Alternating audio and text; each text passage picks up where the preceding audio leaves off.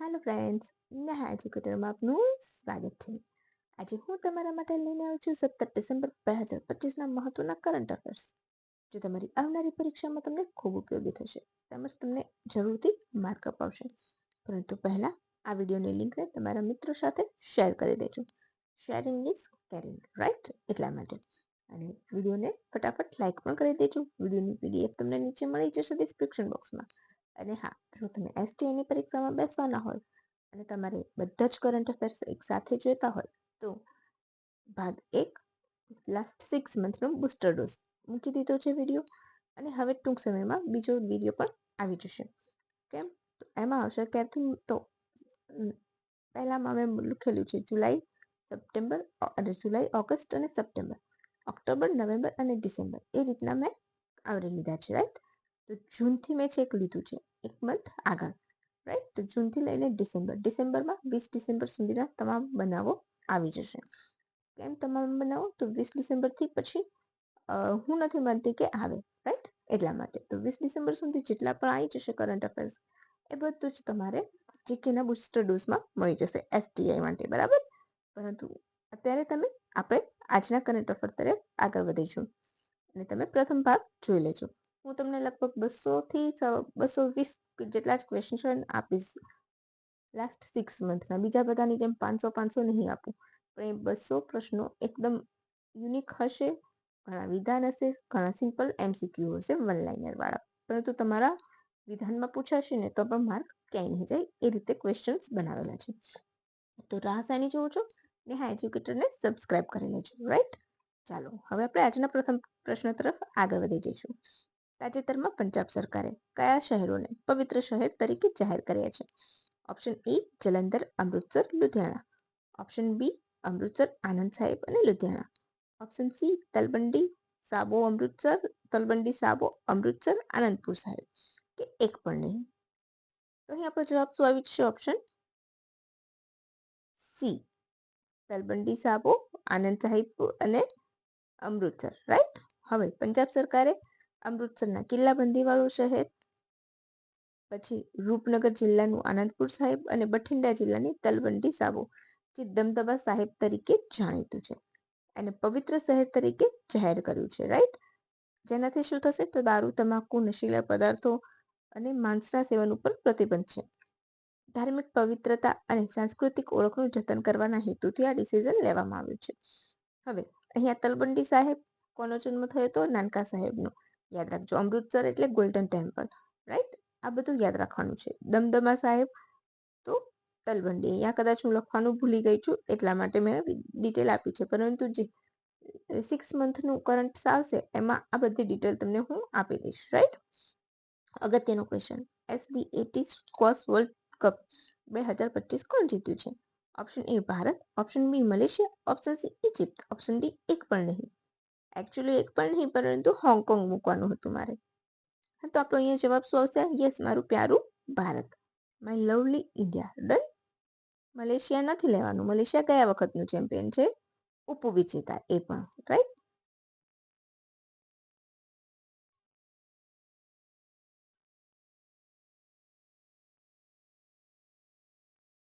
Done.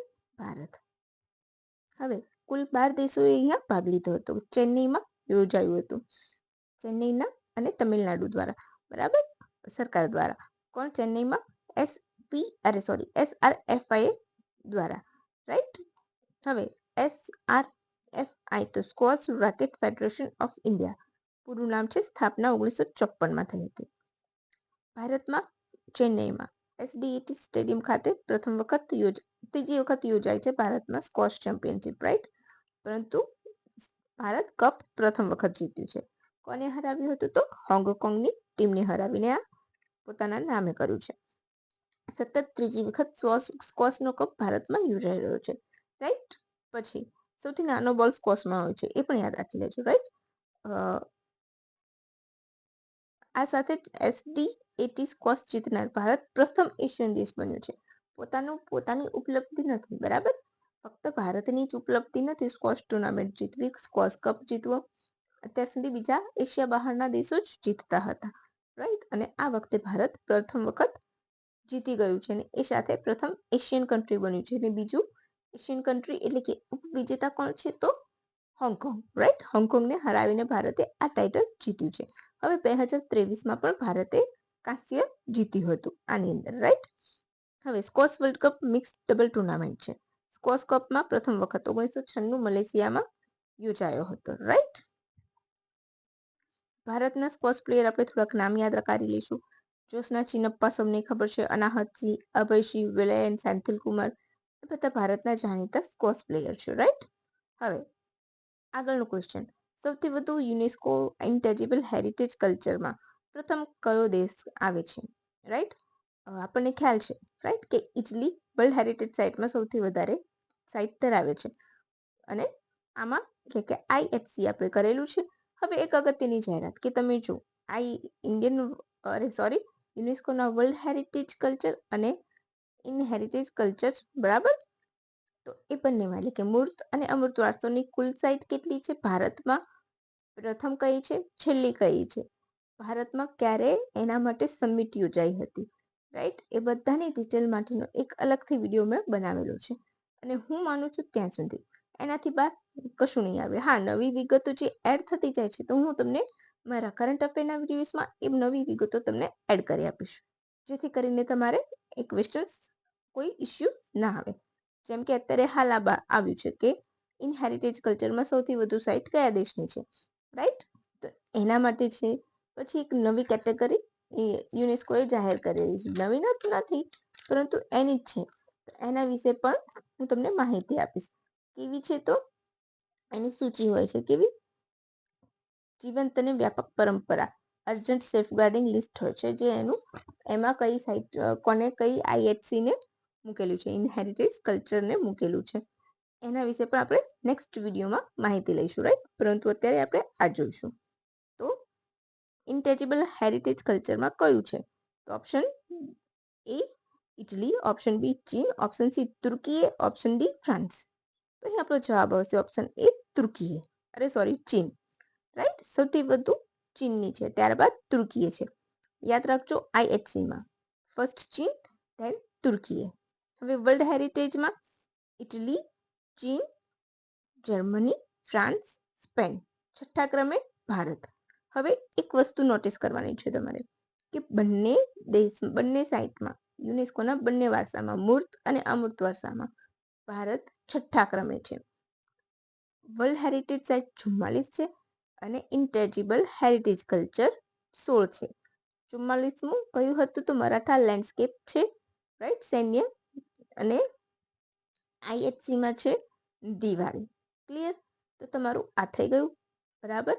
આનાથી વિશેષ હવે હું તમને બીજું શું માહિતી આપી શકું? તમને એવું નથી લાગતું કે તમારે મને એક લાઈક આપવી જોઈએ, વિડીયો શેર કરવો જોઈએ અને કમેન્ટ બોક્સમાં કમેન્ટ પણ કરવી જોઈએ, બરાબર. હવે આપણે આગળનો પ્રશ્ન તરફ વધીશું. ભારત AI ક્ષેત્રે દુનિયામાં કયા ક્રમે આવ્યું છે? પ્રથમ ક્રમે, દ્વિતીય ક્રમે, તૃતીય ક્રમે કે ચોથા ક્રમે? તો ઓફકોર્સ મારું પ્યારું ભારત છે ત્રીજા ક્રમે. ડન. પ્રથમ ક્રમે 78.6 સ્કોર સાથે અમેરિકા, ધેન ચીન 36.95 સ્કોર અને ભારત 21.59 સ્કોર સાથે ત્રીજા નંબરે છે. હવે કોણે કહ્યું છે આ તો સ્ટેનફર્ડ વિશ્વવિદ્યાલયના ગ્લોબલ AI વાઇબ્રસી ટૂલ દ્વારા આ બહાર પાડવામાં આવ્યું છે. હવે આગળનો પ્રશ્ન ખૂબ અગત્યનો છે, રાઈટ, ખૂબ અગત્યનો છે. તો પ્લીઝ ફ્રેન્ડ્સ આગળનો પ્રશ્ન તમે ધ્યાનથી સાંભળજો, રાઈટ, જેથી કરીને તમારે કોઈ જ એમાં ડાઉટ ના રહે. બહુ જ અગત્યનું છે અને આ પૂછાશે GPSCની પરીક્ષામાં. તમે લખી રાખજો. ઇવન તમારે કોઈ રિટન ટેસ્ટમાં લખવું હોય તો આ ડેટા હશે ને તો તમને કામમાં આવશે, રાઈટ. ચલો આપણે જોઈ લઈશું શું પ્રશ્ન છે.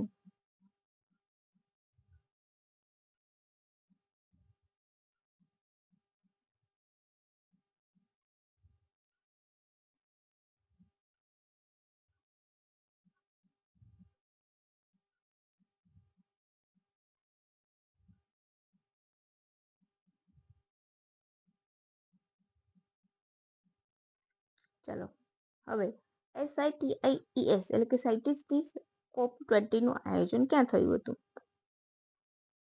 રાઈટ?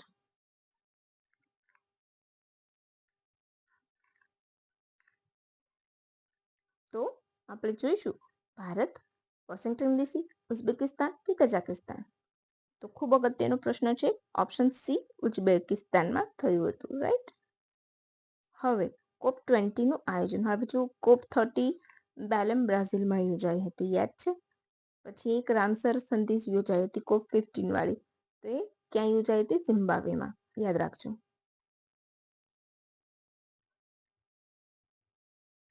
હવે સાયન્ટિસ્ટની કઈ હતી? 50મી વર્ષગાંઠ. 50મી વર્ષગાંઠની શું કહેવાય છે? સુવર્ણ જયંતિ. રાઈટ? સિલ્વર જ્યુબિલી કે પછી ગોલ્ડન જ્યુબિલી કે પછી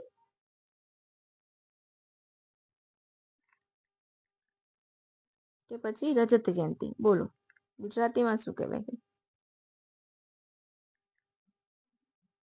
આની ઉપરથી એ પ્રશ્ન પણ બની જાય.